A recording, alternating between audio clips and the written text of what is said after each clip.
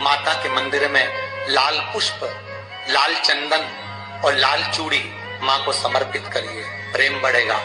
बच्चा कभी आप जी से कम नहीं बोलेगा, प्रेम की भाषा निकलेगी।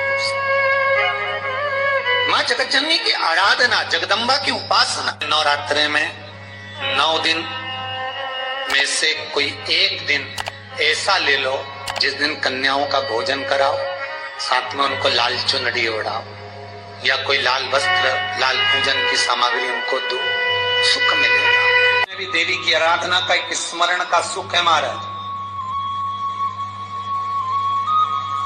ज्योत का विधान है, नवरात्रि में देवी की ज्योत लगती है, अखंड ज्योति लगती है, जवारे बुआए जाते हैं, कलश लगता है।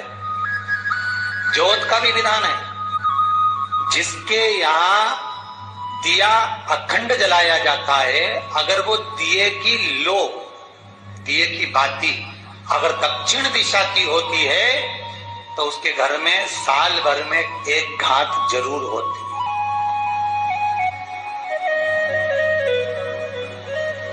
जो दिया अखंड जलता है उसकी बाती का मुख दक्षिण का नहीं होना चाहिए। अगर आपने देवी भागवत का स्मरण करा हो, देवी भागवत को अगर सुना हो, तो देवी भागवत में स्पष्ट किया गया कि पूर्व की ओर मुख करा हुआ दिया, अर्थात पूर्व की ओर ज्योत जो जलाई जाती है वो संपदा की वृद्धि करती है। पश्चिम की ओर मुख कर कर जो ज्योत लगाई जाती है महाराज, वो वैभव को देती है। और उत्तर की ओर जो मुख कर कर ज्योत जलाई जाती है, उत्तर की ओर जो ज्योत का मुख रहता है वो आयु की वृद्धि करती है, घर में अकाल मौत को रोकती है।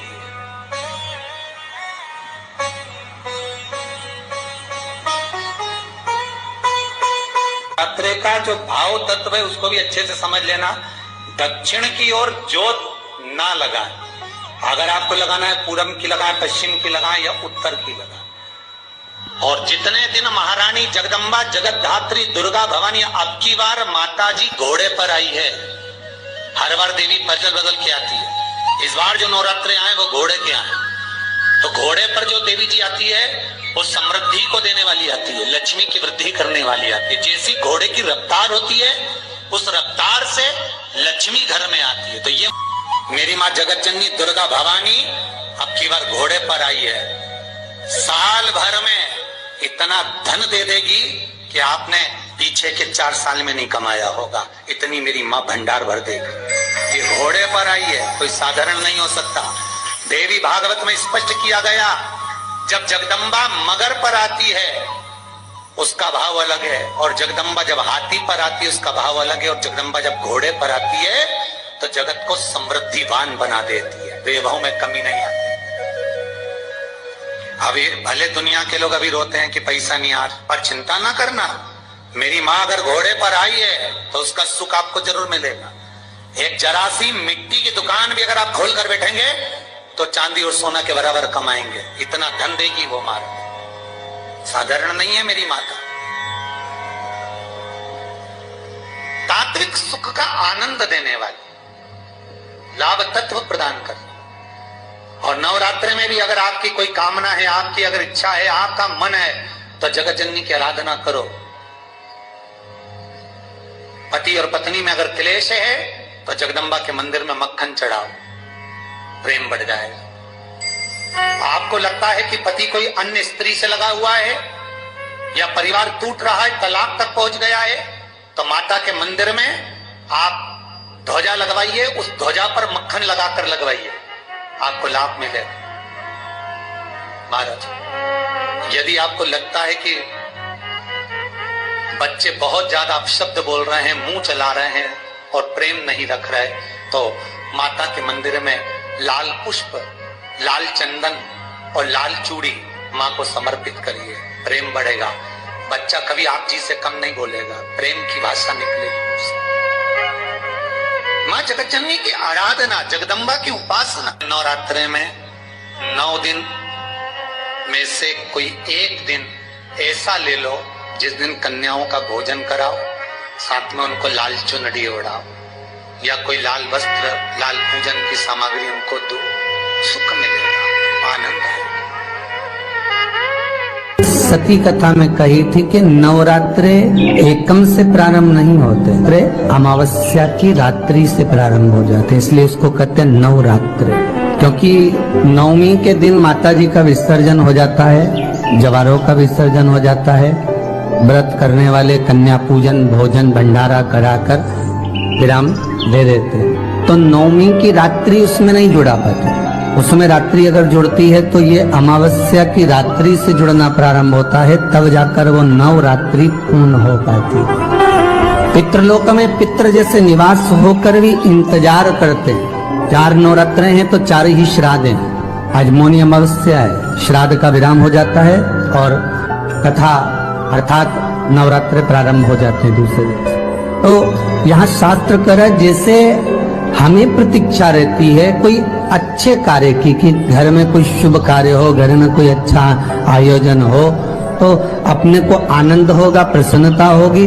उसी तरह हमारे जो पूर्वज चले गए, जो पूर्वज चाहे वो अधोगति में गए हों, चाहे वो देवगति में गए हों, चाहे वो पितृलोक में निवास कर रहे हों, तो जितने भी पितृलोक में निवास करने वाले पूर्वज होते हैं वो भी ये विचार करते हैं कि हमारे घर के वंश द्वारा, हमारे वंशजों द्वारा कोई ऐसा सत्कर्म हो जिससे हमारे जीवन की भी तृप्ति हो और हमें आनंद की अनुभूति हो। और ध्यान दीजिएगा महाराज, आपको चैत्री नवरात्रि का स्मरण होगा, आपको शरदी नवरात्रि का स्मरण होगा, पर जो आषाढ़ में और माघ में जो नवरात्रे पढ़ते हैं इसका एक आनंद ही दूसरा रहता है।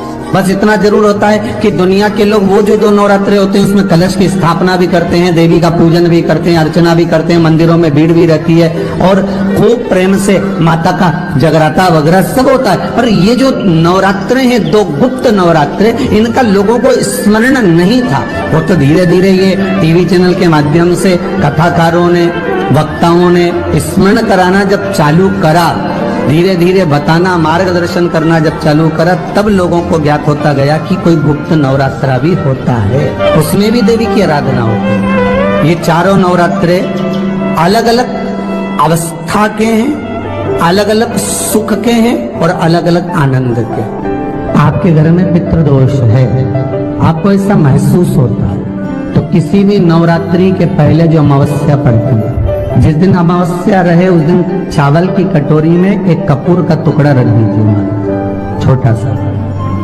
और कपूर का टुकड़ा रखकर उस कपूर को दरवाजे के बाहर कटोरी में ही, चावल रखी हुई कटोरी में ही उसको पितरों का स्मरण कर जला दीजिए। और जलाने के बाद उस चावल को कहीं भी किसी भी वृक्ष की छांव में पक्षियों के लिए डाल दीजिए। शिव महापुराण की कथा कहती है, अगर मान लो पितृ आपको कष्ट दे रहे हैं, पितृ आपको तकलीफ दे रहे हैं, कोई काम नहीं होने दे रहे हैं, या कहीं आपको ऐसा लगता है कि पितरों का दोष है, तो वो पितृ दोष देवी, अब ये जो आप करेंगे ये कब कर रहे हैं? अमावस्या के दिन आप उसको रख रहे हैं, अमावस्या के दिन उसको रखकर रात भर अपने रखा कपूर के साथ में, सुबह एकम पड़ गई, नवरात्रि लग गई, उसी दिन उसको जलाकर आपने पटक दिया। अर्थात उससे देवी और पितृ इन दोनों का आशीर्वाद जो प्राप्त होता है, तो घर में से पितृदोष समाप्त होकर लक्ष्मी की वृद्धि प्रारंभ हो जाती है, कार्य में सिद्धता आ जाती है। और नवरात्रि में भी देवी की आराधना का एक स्मरण का सुख है महाराज।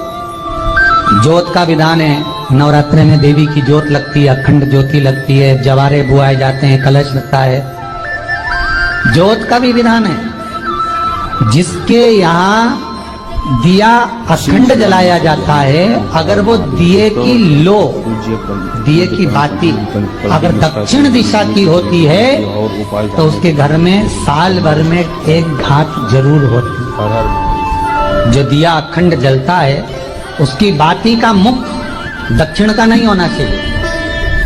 अगर आपने देवी भागवत का स्मरण करा हो, देवी भागवत को अगर सुना हो, तो देवी भागवत में स्पष्ट किया गया कि पूर्व की ओर मुख करा हुआ दिया, अर्थात पूर्व